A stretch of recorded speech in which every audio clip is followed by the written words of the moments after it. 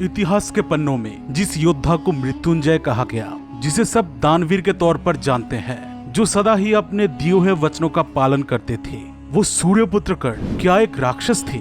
आजकल बहुत लोग कहते हैं कर्ण अपने पूर्व जन्म में दाम्बोदभव नाम का एक राक्षस था। इस बारे में शास्त्र क्या कहता है वो जानकर आप चौंक जाएंगे। लेकिन वीडियो में आगे बढ़ने से पहले इस चैनल को सब्सक्राइब जरूर करें और बेल आइकन दबाना मत भूलें। कहा जाता है त्रेता युग में दाम्बोदभव नाम का एक राक्षस था। उसने सूर्यदेव की कठोर तपस्या करके उन्हें प्रसन्न कर लिया और उनसे अमरता का वरदान मांगने लगा। सूर्यदेव ने उसे अमरता का वरदान देने से साफ इनकार कर दिया तो उसने कहा, तो फिर मुझे ऐसे 1,000 दिव्य कवचों का सुरक्षा दीजिए जिनमें से किसी एक कवच को केवल वही तोड़ सके जिसने 1000 वर्ष की तपस्या की हो, और जो भी उस कवच को तोड़ेगा वो तुरंत मृत्यु को प्राप्त हो।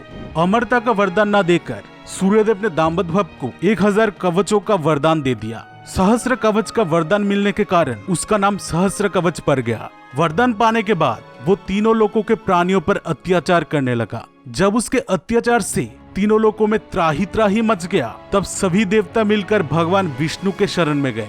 भगवान विष्णु ने देवताओं से कहा, दाम्बोदभव का पाप की घड़ा भर चुका है, इसलिए शीघ्र ही उसका अंत होगा। इस असुर का नाश करने के लिए मैं नर और नारायण के रूप में शीघ्र ही जन्म लूंगा। कुछ दिन बाद दक्ष प्रजापति की कन्या मूर्ति के गर्भ में भगवान विष्णु ने 2 जुड़वा बच्चे के रूप में जन्म लिया। उनका नाम नर और नारायण रखा गया। 2 शरीर होते हुए भी दोनों में एक ही आत्मा निवास करती थी।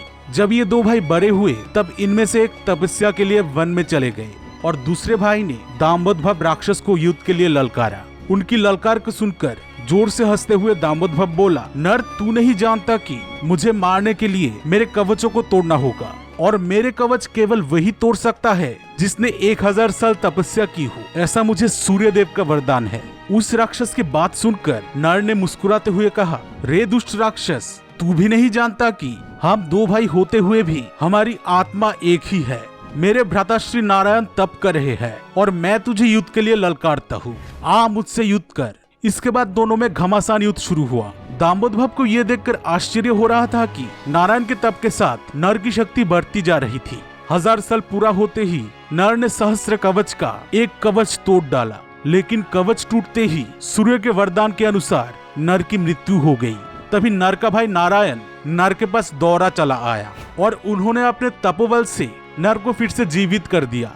ये देखकर सहस्र कवच का होश उड़ गया। जिंदा होने के बाद अब नर तपस्या करने के लिए चले गए और नारायण सहस्र कवच से युद्ध करने लगे। 1000 साल बाद सहस्र कवच का दूसरा कवच भी टूट गया और साथ ही नारायण की मृत्यु हो गई। तब नर ने आकर नारायण को अपने तपोबल से फिर से जीवित कर दिया। इस तरह नर और नारायण ने सहस्र कवच का 999 कवच तोड़ डाला। जब उस राक्षस का सिर्फ एक कवच बच गया तब वो सूर्यदेव की शरण में चला गया। जब द्वापर युग आया तब सूर्यदेव का एक अंश और दाम्बोदभव की आत्मा कर्ण के रूप में जन्म लिया। दाम्बोदभव का जो एक कवच बच गया था वो जन्म के समय कर्ण को मिल गया। महाभारत के उद्योग पर्व में सहस्र कवच के बारे में विस्तार से बताया गया है, लेकिन इसमें कहीं भी कर्ण का नाम नहीं आता है।